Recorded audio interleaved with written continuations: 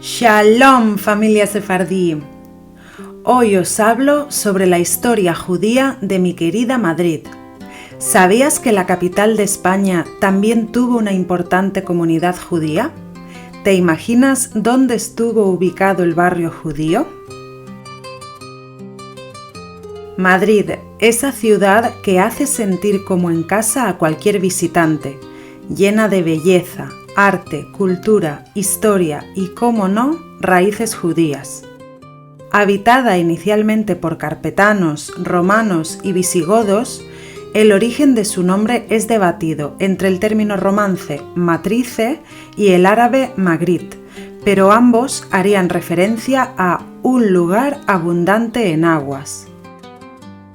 Desafortunadamente, Madrid es una de las ciudades con mayor escasez documental sobre la comunidad judía que vivió aquí, y la primera referencia a habitantes judíos madrileños la encontramos en el año 1053, además de una forma muy curiosa, debido a que el judío Simeón ibn Saúl le escribió una carta a su hermana para anunciarle el fallecimiento de dos vecinos judíos. Al mismo tiempo, un comerciante judío de Badajoz, llamado Ismail ben Ishaq, escribió desde Siria a un amigo en Egipto para preguntarle por otro mercader judío que debía entregarle una carta de su familia, pero que cambió de rumbo y regresó a Madrid, lugar en el que vivía.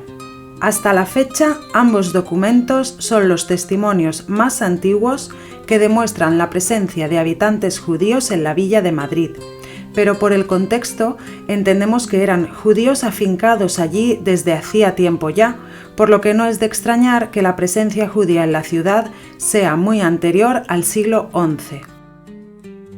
Por favor, si os está gustando esta información, recordad suscribiros, darle me gusta a este vídeo, compartirlo y dejar vuestros comentarios.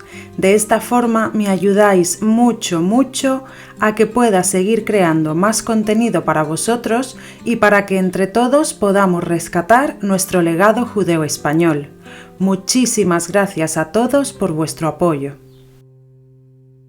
La siguiente prueba de asentamiento judío no la encontramos hasta el año 1202, cuando el rey Alfonso VIII concedió el fuero a la villa. En este documento, llamado Fuero de Madrid, hay 3 reglas que mencionan directamente temas relacionados con la comunidad judía que vivía allí, como cuestiones sobre protección jurídica, impuestos y la interacción entre judíos y cristianos. Durante los siglos XII y XIII, la comunidad judía de Madrid fue creciendo y fortaleciéndose. Esto se puede ver en el repartimiento de Huete de 1290, donde la aljama de Madrid aportó 10.605 maravedíes, una cantidad bastante importante para el número de judíos que debía haber en esta ciudad. Un siglo después, la comunidad judía de Madrid fue duramente golpeada por las violentas persecuciones del pogromo de 1391. Aunque durante gran parte del siglo XIV las pocas fuentes conservadas indican una convivencia tranquila y próspera con el resto de la población, todo cambió con este estallido de violencia. Los sucesos de 1391 en Madrid fueron encabezados por Ruiz Sánchez de Orozco, Vasco Mejía, Lope Fernández de Vargas, Diego de Vargas y Ruy García de la Torre. Asaltaron la aljama, la saquearon y forzaron a sus habitantes a elegir entre el bautismo o la muerte. Según el historiador español Gonzalo Viñuales Ferreiro, parece ser que incluso el Concejo de Madrid colaboró con este movimiento violento, pues se sabe que las bandas de saqueadores pudieron escapar de la judería a través de la puerta de Val-Nadú, que casualmente esa noche estaba abierta. Después del saqueo de la judería en 1391, aún en 1401 se notaban las consecuencias. Por ejemplo, las monjas del monasterio de Santo Domingo no pudieron cobrar una deuda de 3.000 maravedíes porque los judíos que la debían ya se habían convertido al cristianismo. En 1408 ocurrió algo similar. Se mencionaron rentas impagadas por comunidades judías en varias ciudades, algunas de las cuales ya estaban vacías, lo que obligó a buscar el dinero en otras zonas como Burgos. A pesar de todo, la comunidad judía de Madrid logró recuperarse en el siglo XV gracias a que algunos no se convirtieron o debido a la llegada de judíos de otros lugares. Esta recuperación se reflejó en su capacidad económica, con altos pagos de impuestos y participación en la vida municipal. Destacaron en especial los médicos judíos, muy valorados por el concejo, y también comerciantes, artesanos y financieros. En 1481, el concejo madrileño promulga una orden referida a los judíos en la que se les ordena que todos lleven una rodela encarnada sobre el hombro, y también se les indica: a los carniceros de los judíos e moros non pueden vender carnes algunas a los cristianos, salvo si fuere por defecto dellos que non den buena carne. Es también en 1481 cuando se promulgan las leyes de apartamiento en Castilla, para que los judíos y los moros no se mezclen en los mismos barrios de los cristianos. Pero como ya sabemos, estas disposiciones no siempre se llevaban a la práctica y encontramos en documentos que, por ejemplo, se autorizó a Rabí Jacó, un importante médico judío madrileño, a no llevar señales distintivas y a vivir en las zonas cercanas a sus nobles pacientes. Algo muy curioso es que en 1482 el rey don Fernando ordenó hacer un censo de judíos madrileños para cobrar de cada judío casado o viudo 480 maravedíes para sufragar la guerra de Granada, y hoy día tenemos constancia de sus nombres y profesiones. Por ejemplo, Abrahem Cidre fue un carnicero que tenía una tabla de carne de vaca. Jaín Lerma, Maír de Curiel y Yusaf Barbaza fueron traperos y especieros que obtuvieron permiso para vender su mercancía fuera de los apartamientos. También hay noticias de Mosé Cohen, arrendador y recaudador mayor de impuestos, o Jacó Lerma, arrendador de la renta del trigo.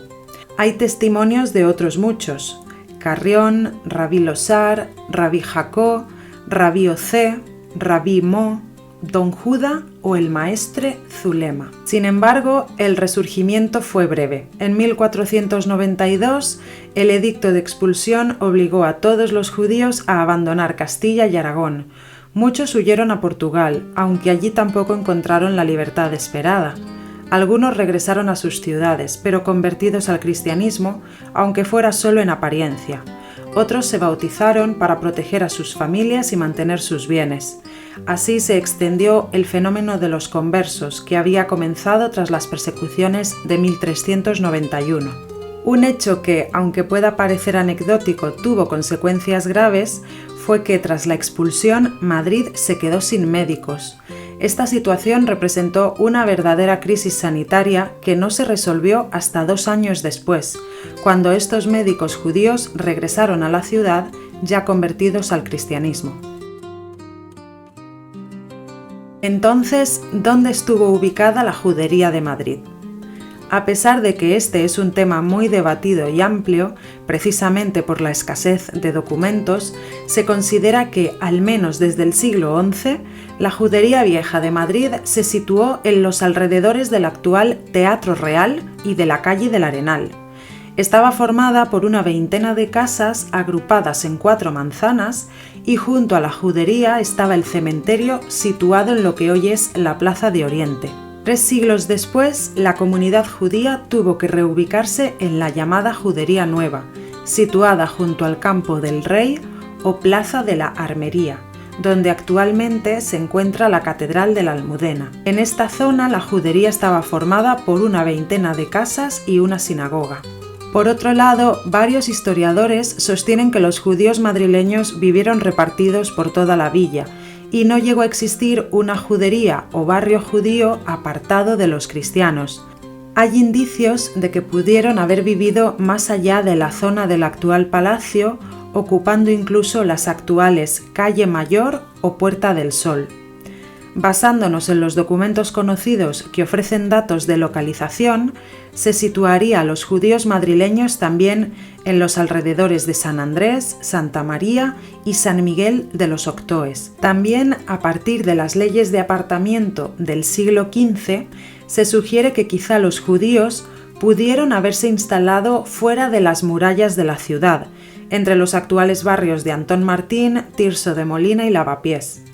Se cree que la sinagoga en Lavapiés pudo estar ubicada en la actual iglesia de San Lorenzo y que quizá el cementerio hallado en la calle Salitre pudo haber sido judío. Sin embargo, estas teorías son hipótesis y no se han encontrado pruebas certeras que lo corroboren. ¿Qué os ha parecido esta información? ¿Os imaginabais que la judería vieja de Madrid se ubicó en el actual Teatro Real? ¿Has caminado por esa zona de la Bella Madrid? Dímelo en los comentarios, por favor, y no olvides indicarme desde dónde me escribes para saber hasta dónde está llegando este legado sefardí. Si os interesa conocer más sobre la historia judía de Madrid, os dejo el enlace directo a algunos libros en la cajita de información de este vídeo para que podáis contrastar la información que os comparto. Hoy me gustaría finalizar con palabras del rey Alfonso X el Sabio, haciendo referencia a la importancia que tuvieron los judíos de Madrid para el buen funcionamiento de la villa. Os recuerdo que publico vídeos los miércoles y domingos a las 6 de la tarde, hora de España. Gracias y nos vemos en el próximo vídeo.